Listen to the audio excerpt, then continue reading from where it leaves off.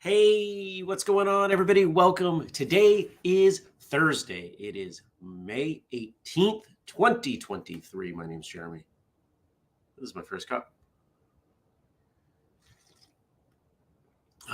You can see the martial arts radio mug here if you're watching, which means it is a new episode day. We'll talk about that. We'll talk about a bunch of other stuff. I'm just happy you're here. I'm happy you're joining me. Thanks for coming by. Who's here? I see a number of people here, but Dennis is the first one to chime in. Good morning to you, Dennis. He says, hello to all my friends. And he's crediting that quote to Barney. Good morning to you as well, Liz, who says, good morning, Whistle Kick family. Hope you all slept well. I did.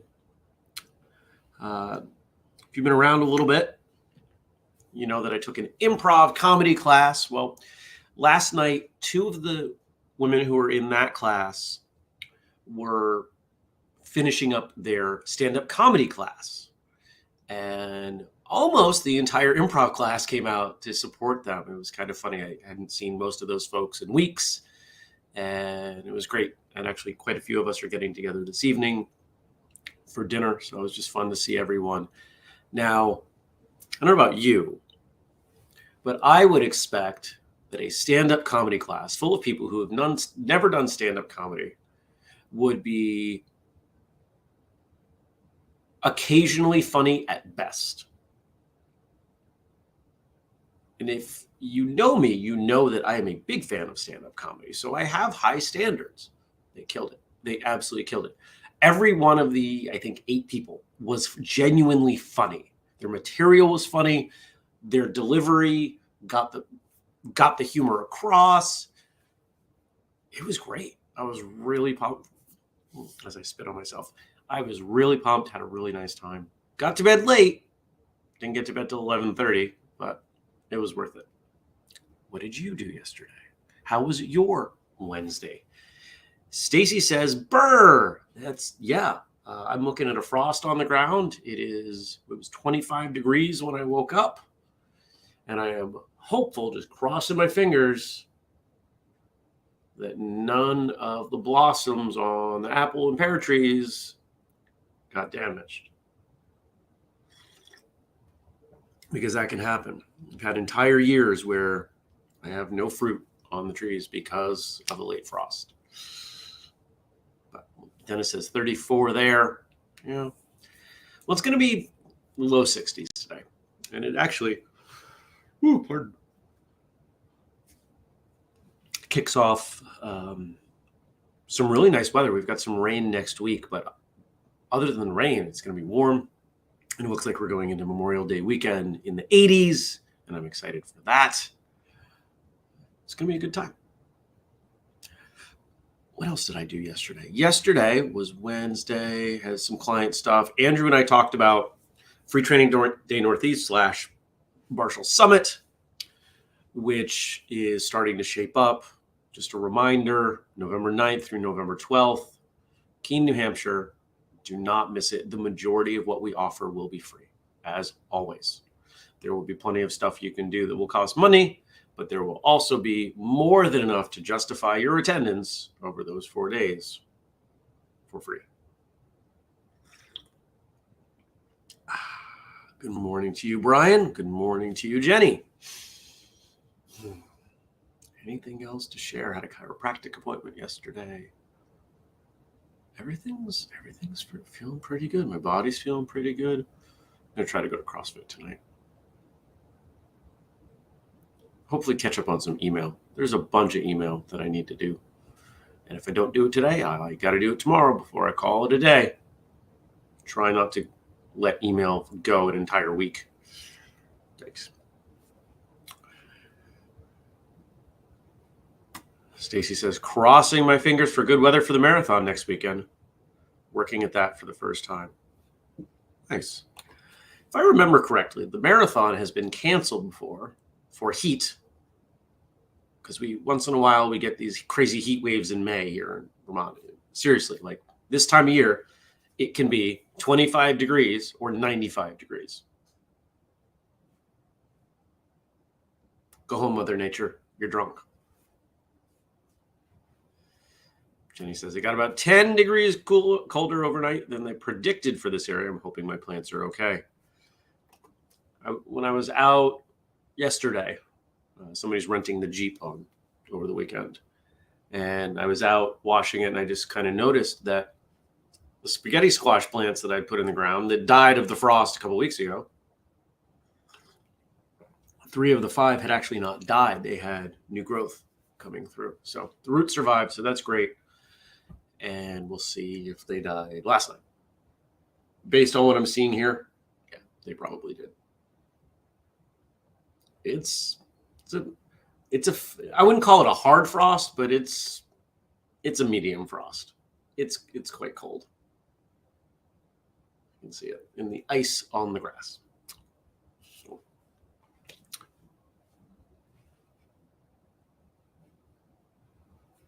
Yeah, that's what I'm talking about. Stacy says it has been called partway through the marathon for heat. Too many people were getting sick. Yeah. It's for those of us around here. To go from, hey, it was really cold to, hey, it's really hot, your body doesn't have time to adjust. So today's a fairly standard day other than hanging out with some people tonight. Client stuff. Andrew and I are talking about martial arts radio this morning. We've got a meeting at 8. And we'll be talking about how do we move the show forward.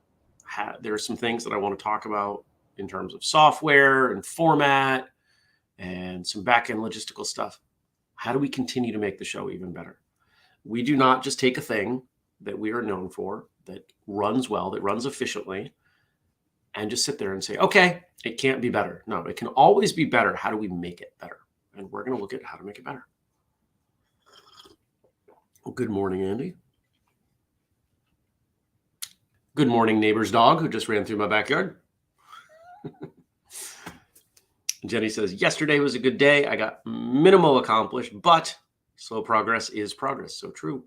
And I did Superfoot Dojo last night, feeling it today. Ha. Nice. Well, I hope you all have a great day. Well, I'm not signing off, but just kind of saying that to you now. Now, it being Thursday, I'd be honest. We do have an episode of Martial Arts Radio, as evidenced by the mug. I try to drink out of this mug on Mondays and Thursdays. Do you have a Whistlekick mug? If you don't, you can go to whistlekick.com and you can use the code FirstCup15 to save 15% on it. Just a suggestion. If you buy a mug, I'm going to make like the company will make a whole like $2. So it's worth it. Please do. If everybody bought stuff, we'd be fine. And we have our second sponsor coming on. I signed the contract yesterday. You didn't even know about the first sponsor yet. Some of you do. But the first sponsor hasn't even landed. And we're getting the second one ready because we are efficient. Okay, so today's episode of Martial Arts Radio is titled, Do Ranks Below Black Belt Fade Over Time? And this came with a thought that I had. And I shared it with Andrew, and he said, I've never thought about that before. So we chatted about it. This idea, I'll set it up this way. Let's say you trained for 2 or 3 years and you earned, a green belt, a blue belt, a brown belt in something. 20 years later, you'll most likely tell people, I used to do martial arts. I was a blue belt. I was a green belt. I was a brown belt.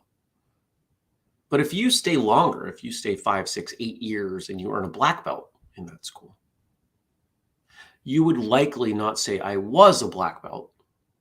you would likely say, I have a black belt. There's a difference there. There's a significant difference there. And so that is what we talk about on today's episode. And I hope you check it out, and I hope you like it. And I hope you join the Patreon. Jenny says she got her new 10-pound steel mace yesterday. This is a fun activity that was turned on to by Morena Lima. Cool. Enjoy it. Great for shoulders if you do it right. Terrible for shoulders if you don't.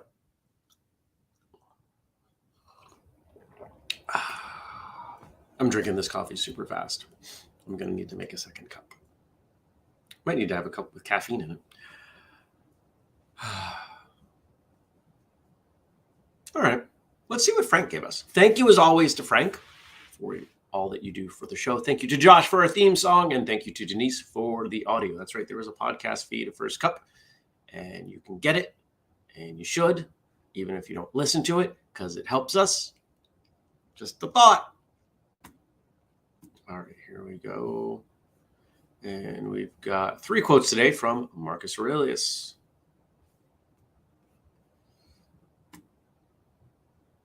Share this one. You always have the option of having no opinion. There's never any need to get worked up or trouble your soul about things you can't control. These things are not asking to be judged by you. Leave them alone. Let me say that one more time, because I've got a feeling some of you are going to disagree with this. You always own the option of having no opinion. There is never any need to get worked up or to trouble your soul about things you can't control. These things are not asking to be judged by you. Leave them alone.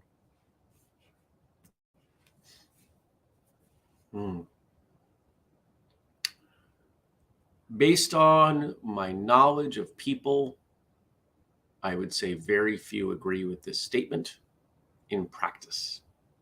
I'm sure plenty of people would agree with it in concept, but if you take a look at their lives, I feel confident in saying most people exert a non-insignificant amount of time and energy worrying about things that are so far beyond their control as to distract them from things they could control. And some might say that that is the point. That if you worry about things that you can't control and you don't have time for the things you can control, it kind of gives you an out. You know, if you say, but non-generic way to say that. I'm trying to help this cause or that cause through educating others, which is a common thing that people think is helpful. When someone says, yes, but what about this, that, or the other that is wrong in your own house, literal or figurative, you can say, well, I have these other things that are more important. I've had conversations like this with people to say, well, do you think what you're doing here is making a difference? Oh, yes. Well, how? Well, I'm helping people understand. Is it changing their behavior? Is it changing their understanding? Do they actually learn? Or are you spending a whole bunch of time yelling at idiots while they yell back at you and call you an idiot over a subject that neither of you has any bearing on?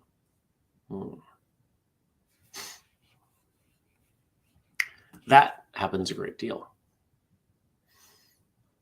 What if, instead of worrying about those things, judging those things, as Marcus Aurelius says, what if our efforts were prioritized on the things we could have the most impact on in our own lives? If everyone did that, there would be no need to worry about what other people were doing. if you did the stuff, if you took care of your own house, again, literal or figurative, and you invested all of your time, energy, and money in taking care of your own things, the actions of others would be far less likely to have an impact on you.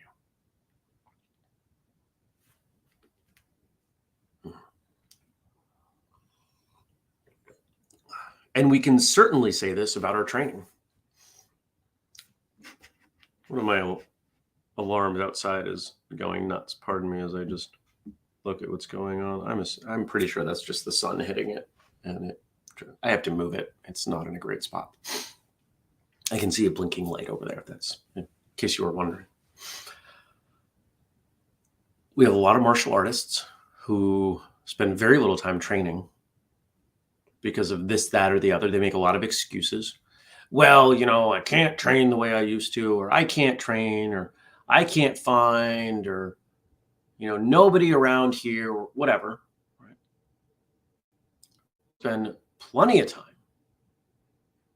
attacking others, bringing others down, suggesting that others do not have. There are even, and I see this once in a while, someone who has been around a long time, and they literally judge others. They go to tournaments and they referee. And it is quite clear that they've done very little training over the last 10, 20, 30 years. They've simply walked around with their thumbs in their belts. Why did you give them that score? Oh, because of this thing. That's not how we do it, right? It's literally in the rule set that you can't do that as a referee. Well, back in my day, well, it's not your day anymore. You have to live in today. The now. If you don't like it, go lobby to get it changed. But you got to work with what you're given.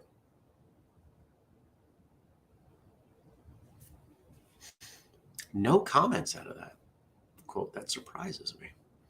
I wonder if I offended some of you. Number 2, it is not death that a man should fear, but he should fear never beginning to live. One more time. It is not death that a man should fear, but he should fear never beginning to live.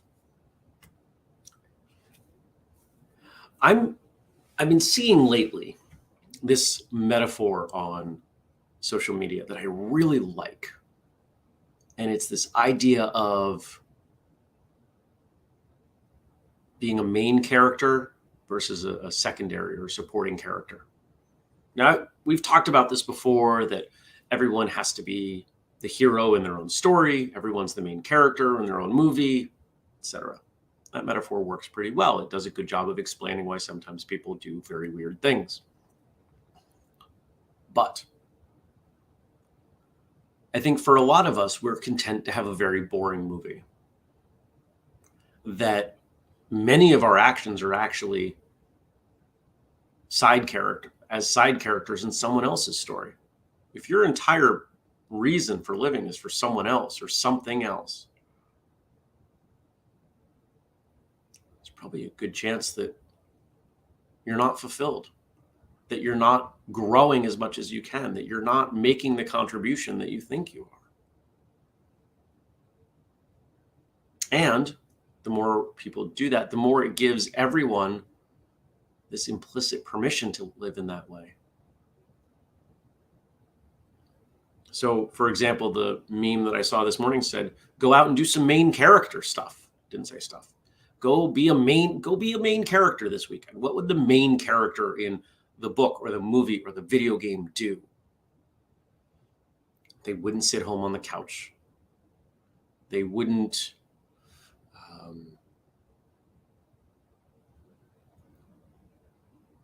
well, in the second act, they might cry in their cereal. But they would get out there. They would do something. They would do something that is worthy of them having a finite time alive on Earth. And I hope you'll all do that too. Playing small doesn't serve anyone. Don't be small. Don't be secondary. Don't be background. You are not a side quest. My gamers out there.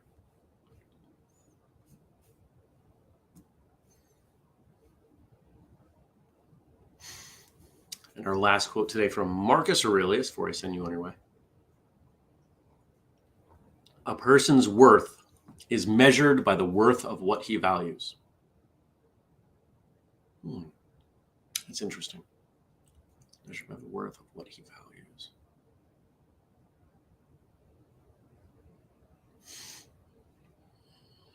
I can certainly see a correlation. I wonder if this is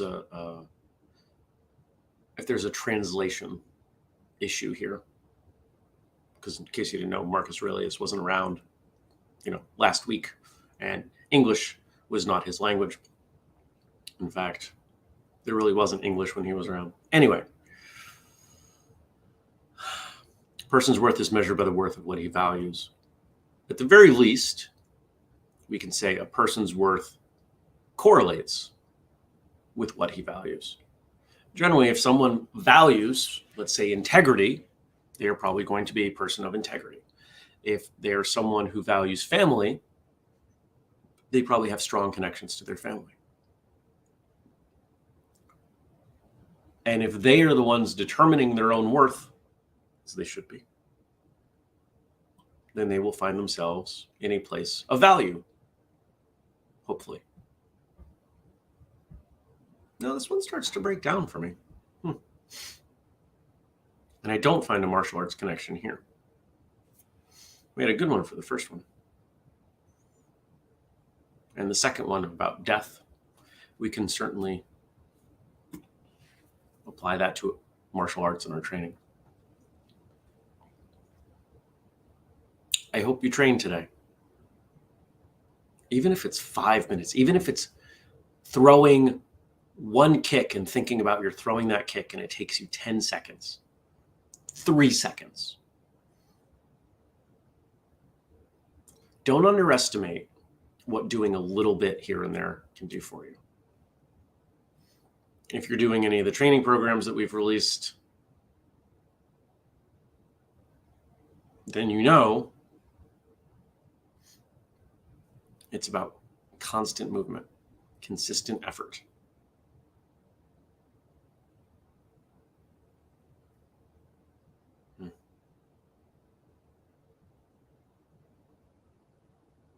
Don't be small. Don't be a side character. Do some main character stuff.